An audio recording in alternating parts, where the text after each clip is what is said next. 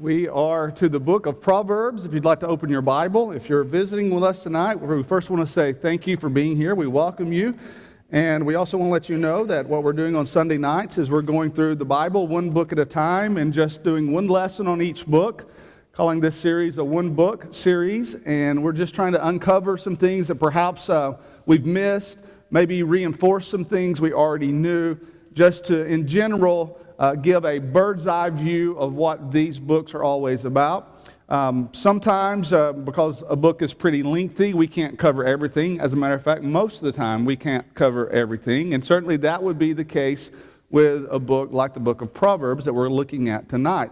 You probably know, if you have thumbed through the book of Proverbs very often, it has 31 chapters. You're probably thinking, oh, Proverbs 31 sounds familiar because I've heard that read so many times about the virtuous wife. That's in Proverbs chapter 31. But what I'd like to do is to begin in Proverbs chapter 1, where in I think about the first 7 verses or so, the theme and the tone of the book is actually set. And so I want us to read those first, and then we'll give a little bit more information about the book, how it breaks down, different parts of it. And then before we end, I want us to go to one particular passage and do a little study there and make some applications for our lives. So let's start reading verse 1 of chapter 1 of the book of Proverbs. The Proverbs of Solomon, the son of David, king of Israel, to know wisdom and instruction, to perceive the words of understanding, to receive the instruction of wisdom, justice, judgment, and equity, to give prudence to the simple, to the young man knowledge and discretion. A wise man will hear and increase learning, and a man of understanding will attain wise counsel. To understand a proverb and an enigma, the words of the wise and their riddles. The fear of the Lord is the beginning of knowledge, but fools despise wisdom and instruction.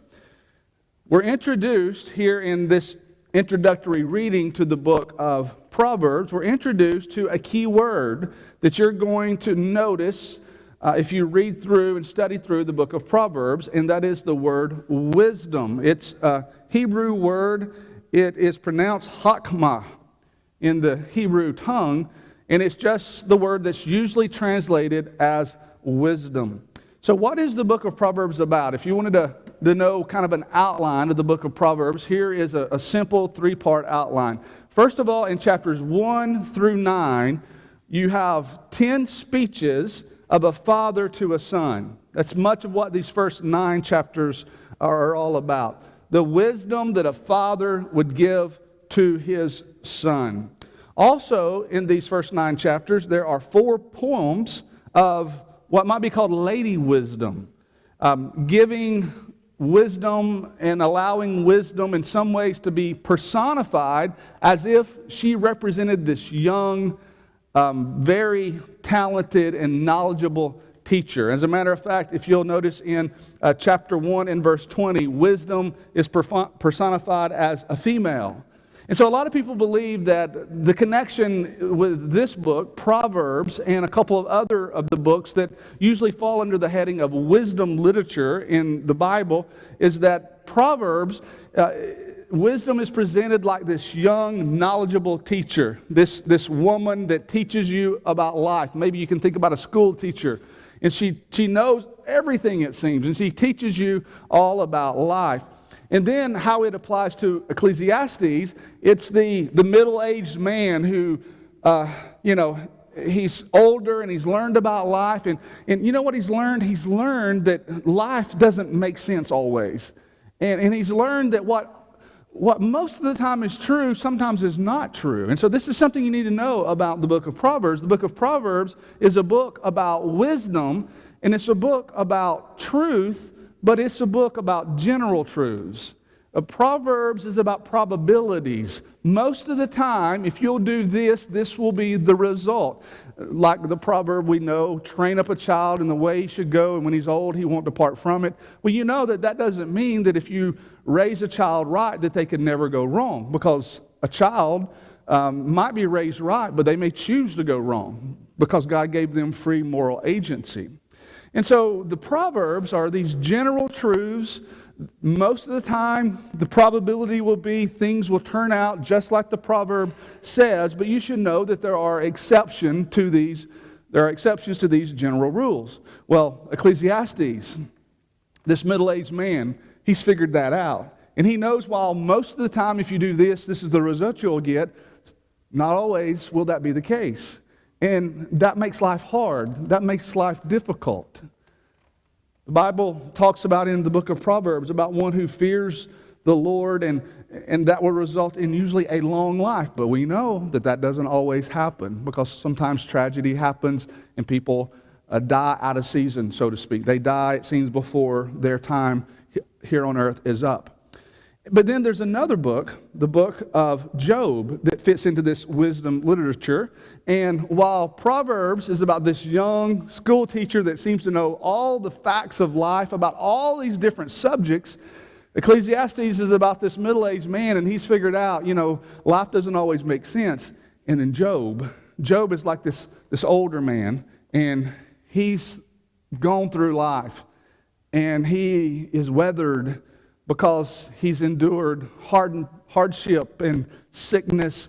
He's endured death to his loved ones, and that's what happens with Job, remember.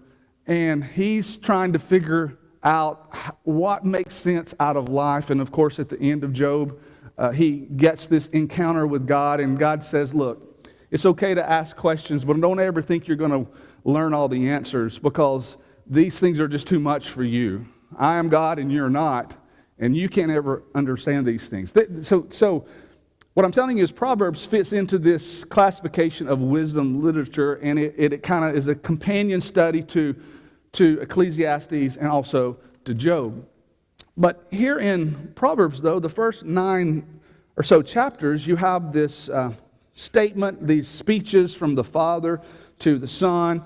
A father is trying to teach wisdom, hakmah, to his son, and a wise son listens and will obey, and a foolish one will not.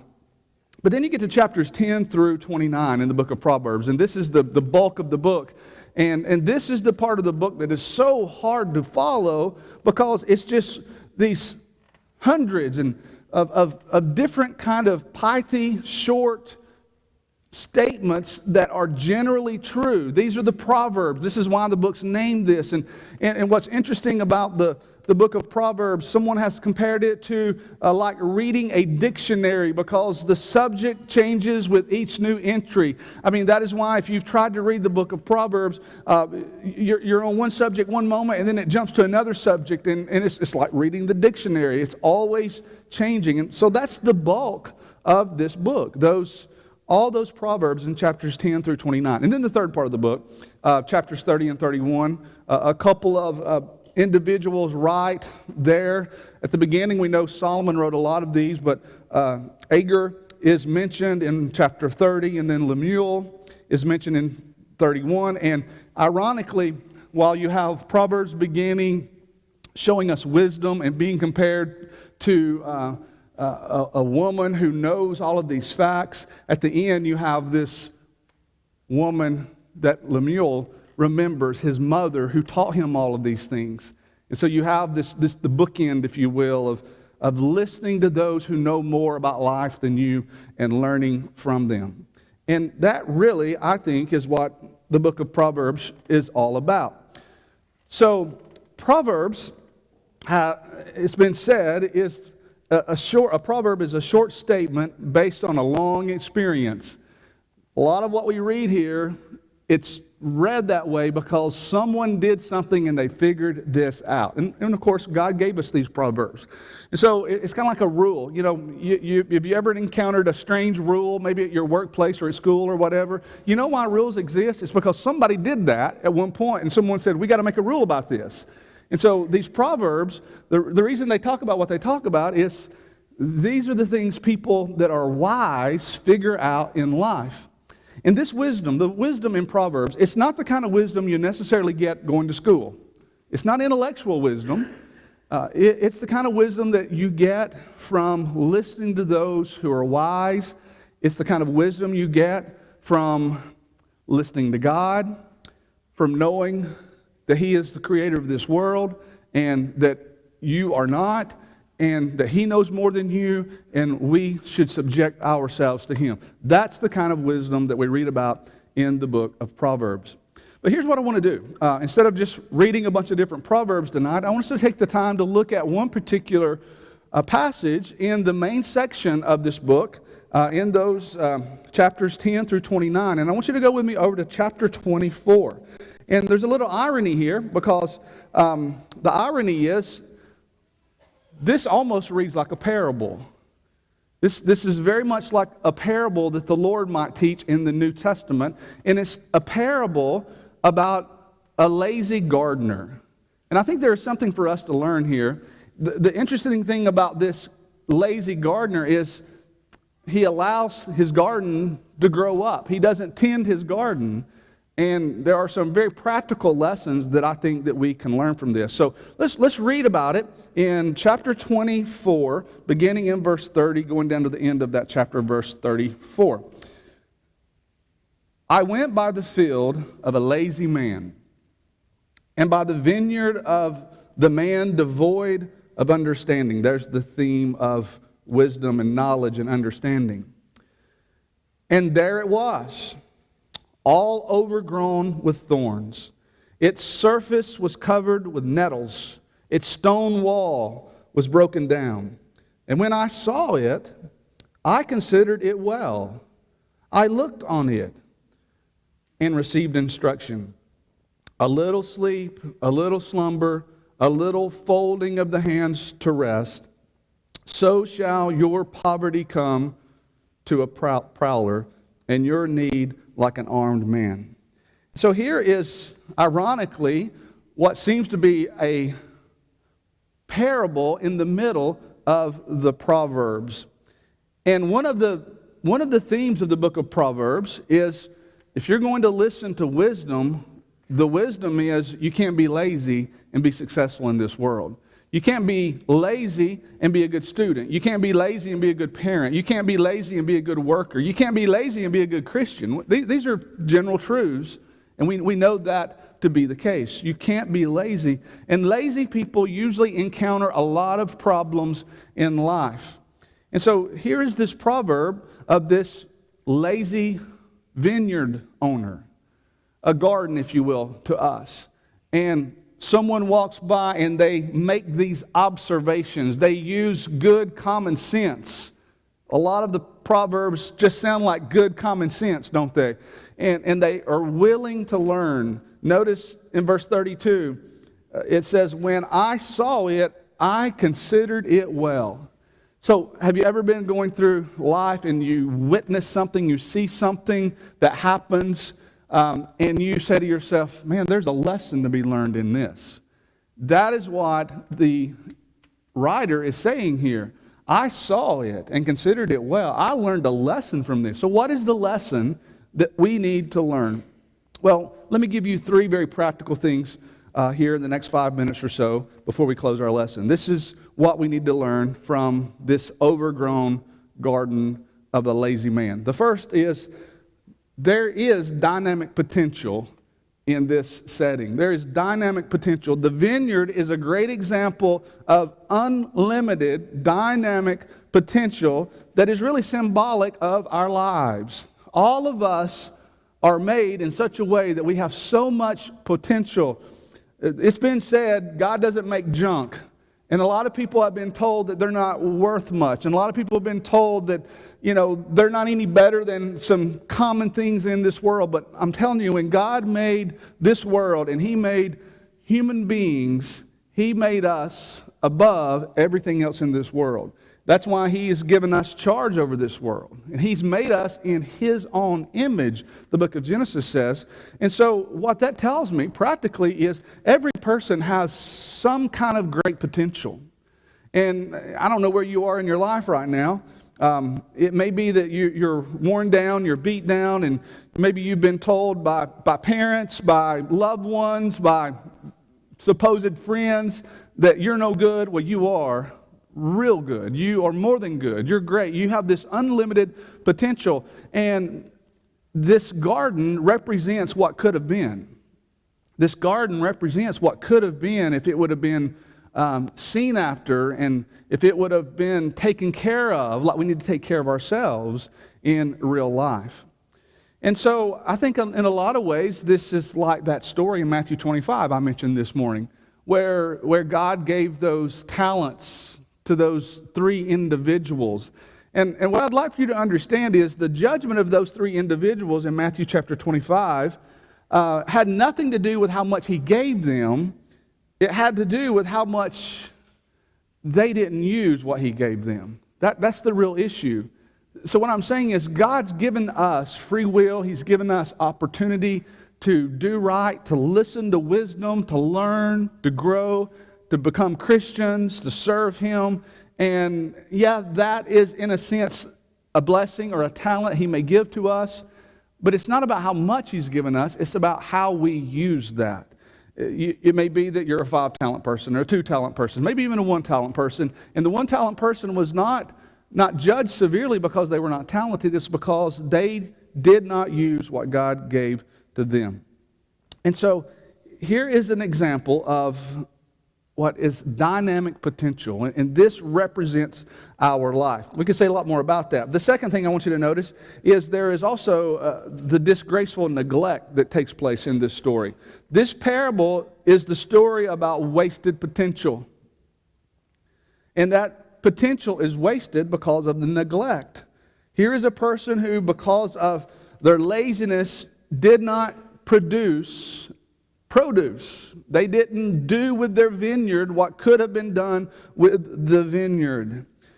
And so there is neglect that we can see here. The thorns and the nettles and the weeds grew. And as a result, there was fertile soil here to grow. You know, weeds don't grow unless there's good ground to grow. And the neglect here is that because there was no produce raised, because the garden went into disrepair, the weeds took over. And it's all because of neglect. And in the book of Proverbs, the lazy man, or the sluggard, maybe is what your translation might say about this. The sluggard, he causes all kind of problems for himself, but here's something else we don't often realize. He causes a lot of problems for those around him. You know, if this garden that's neglected and it's growing up with all these weeds, the wind's going to blow, and it's going to blow the blossoms of this neglect over into adjoining properties. And have you ever been caught up in something like that, where you didn't do anything wrong, but the guy beside you did something wrong, and all of a sudden you get brought right into it with them? Happens all the time. And it's because this person was neglectful. It's just a reminder that we should not be neglectful in our duties, that whatever we do, we should do it with all of our might, like Ecclesiastes 9 and verse 10 says. The Bible says if you're not willing to work, neither should that man eat. 2 Thessalonians 3 and verse 10, and a host of other verses that clarify that we need to be living the way God expects us to live, and that involves not being lazy, being aware of our spiritual blessings and carrying those things out and being blessings to other people. When the Bible tells us to go into all the world and preach the gospel, if we do that, we bless other people. If we don't do that, we're being neglectful, and our neglect, it causes the hurt of other people. And then here's the third and final thing in this parable that I think is obvious, and that is the dreadful result. This parable is the sad story of great potential, terrible neglect, and as a result, as we apply it to life, the disfavor of God. Remember, at the heart of this parable is really the godly trait of diligence. The Bible says, keep your heart with all diligence, for out of it spring the issues of life. That's one of the things the wise father told his son in Proverbs chapter 4 and verse 23. In that series of wise statements in chapters 10 through 29, it says in chapter 12 and verse 24, the hand of the diligent will rule, while the slothful will be put to forced labor. And many New Testament passages remind us of this diligence as well. I think all of us want to succeed. We want to succeed materially. But we should also want to exceed spiritually. But I want you to remember, as it has been said, success can't be found at the half-price counter. That's not the way success is had in life.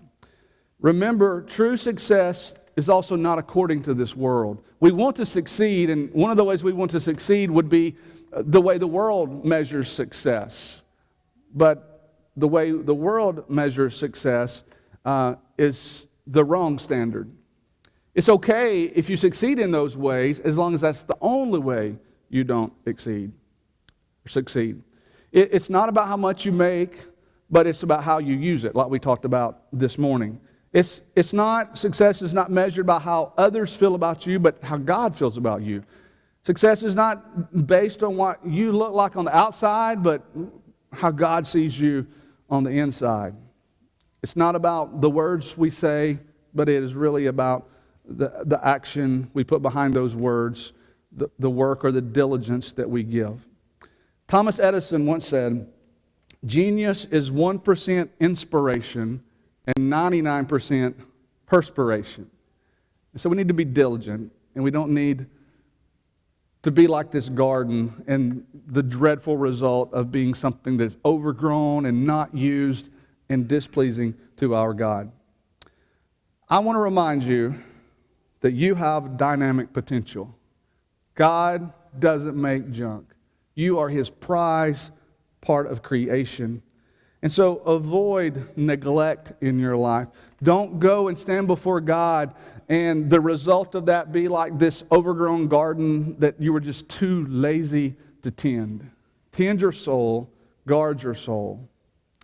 It's been said, unless you are willing to drench yourself in your work beyond the capacity of the average man, you are just not cut out for the position at the top. That's what J.C. Penney said.